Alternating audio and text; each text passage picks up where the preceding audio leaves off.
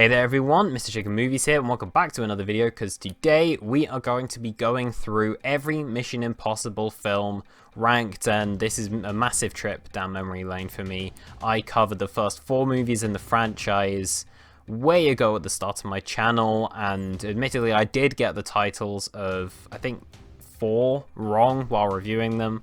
But nonetheless, I'm going to be talking about all 6, ranking them from worst to best. But this will be in my own opinion, and I'd like to preface this with, I actually really like all of the Mission Impossible movies, minus the one I'm going to mention at number 6.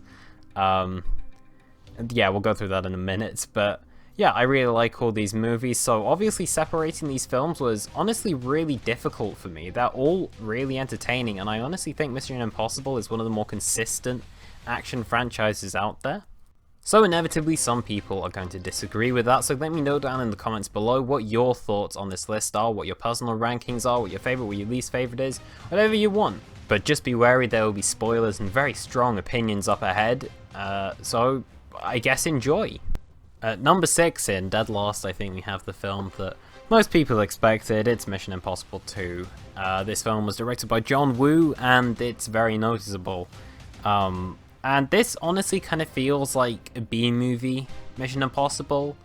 It feels kind of just a discount version of what the franchise actually is, and because of that, it just kind of misuses Ethan Hunt's character. He does not act like the same sort of smart and quiet person. He's kind of just invincible. He's pretty much just American James Bond in this film, and it doesn't work here. A lot of the characters in this story are very uninteresting, in particular the romance relationship between Tandy Newton and Tom Cruise. It's incredibly cheesy through all its camera work and direction, and honestly I kind of appreciated the cheesiness of it, although there were very little stakes present here because it's just so stupid in terms of its plot. The plot's really dumb and it doesn't fit in with the kind of espionage that we got in the first film. There's some huge gaps in action, and because of that, the pacing really suffers. There's next to no suspense, like I mentioned, because these characters are basically immortal. The few saving graces of this are, it is so cheesy that it's actually kind of funny. I do quite like how ridiculous some of these action sequences are. I surprisingly like Dougray Scott as the villain in this film, but ultimately this is kind of just a waste. It's too stupid and too dumb a lot of the time. But I guess it's good if Tom Cruise shooting 2 guns while jumping through the air is what you like, then good for you.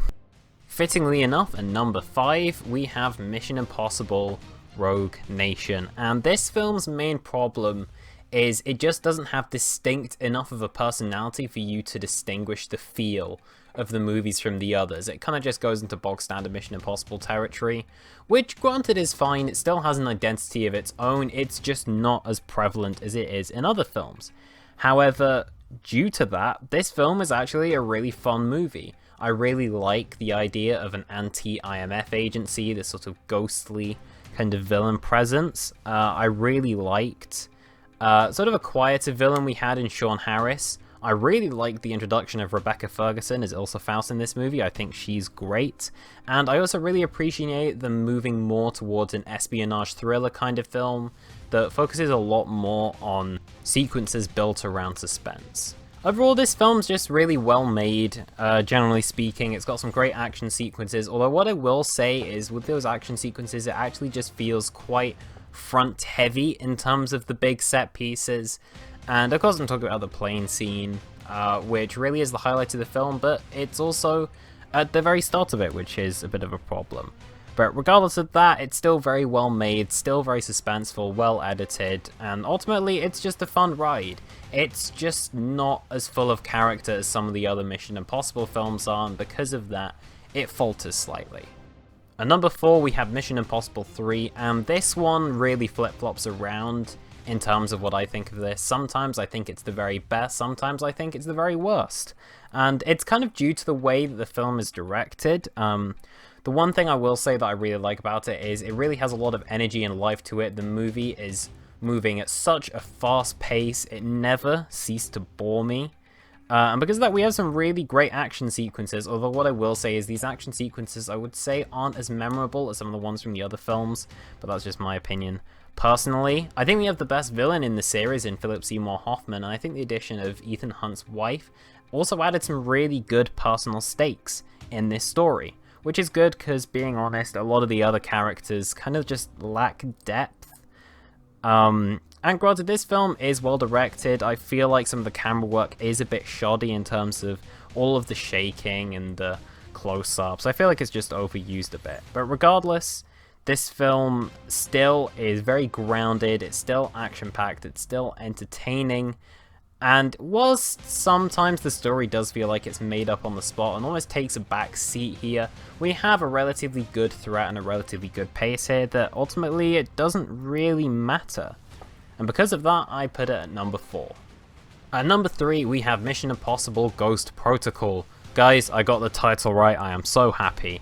And this film is incredibly stylistic. It's directed by Brad Bird, who is known for making animated films, and surprisingly enough, this animated style actually works really well.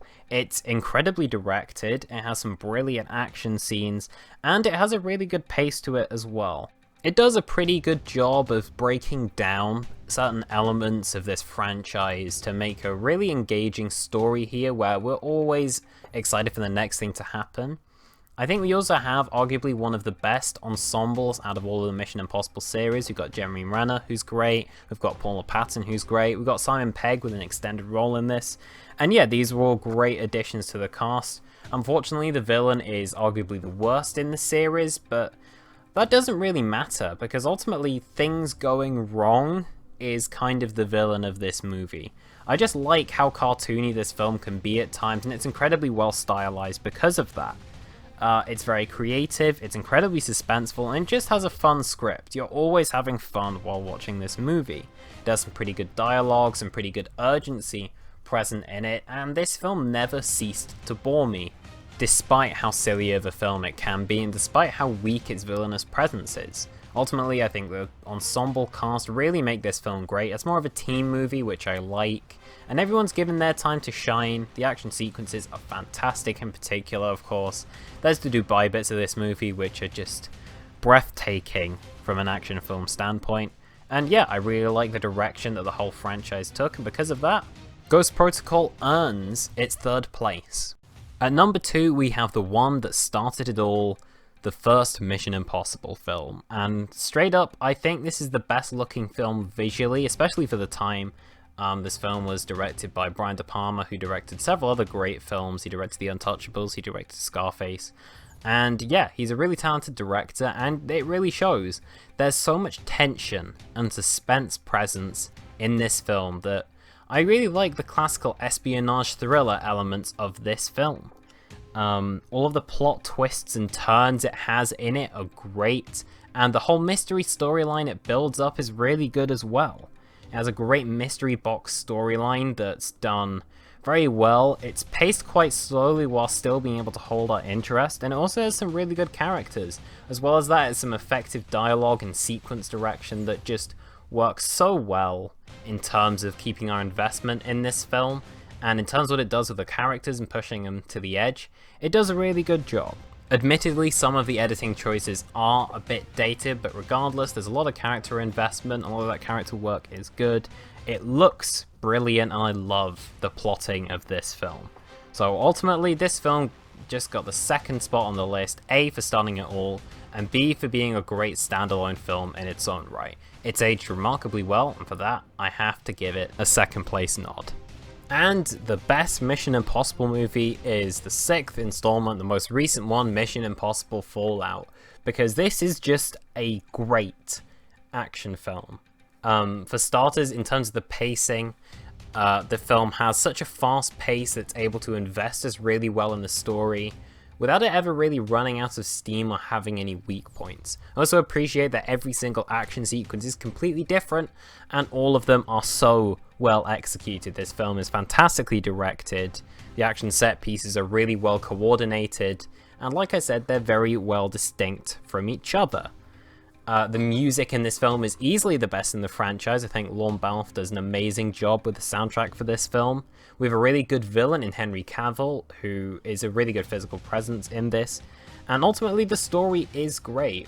We're constantly moving and guessing about what's going on with the story, whilst we're also having enough time to build around our characters. This is the only other one that contends with Mission Impossible 4 for the best ensemble cast in this movie, as you got Ving Rhames, Rebecca Ferguson, Simon Pegg, and if you want to include him, Henry Cavill as well. But yeah, this film blew me away when we first watched it in cinemas, and honestly, it really felt like the culmination of the franchise. Everything from the music to the character inclusions to the action set pieces, it just works really well. There's a certain effort to practical set pieces that go on in this film that I really enjoy.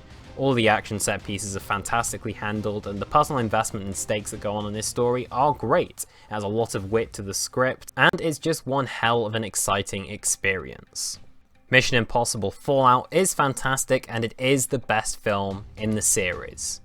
But that's my opinion anyway, and this is also the end of the video. Thank you very much guys for watching. Let me know down in the comments below what your favourite and least favourite Mission Impossible films are. Did you agree? Did you disagree? Let me know down in those comments below. Also be sure to check out my Twitter at Mr. Chicken Movies, and I hope you guys enjoyed this video. If you did, be sure to subscribe, like and comment, and I'll see you guys in the next one. Goodbye.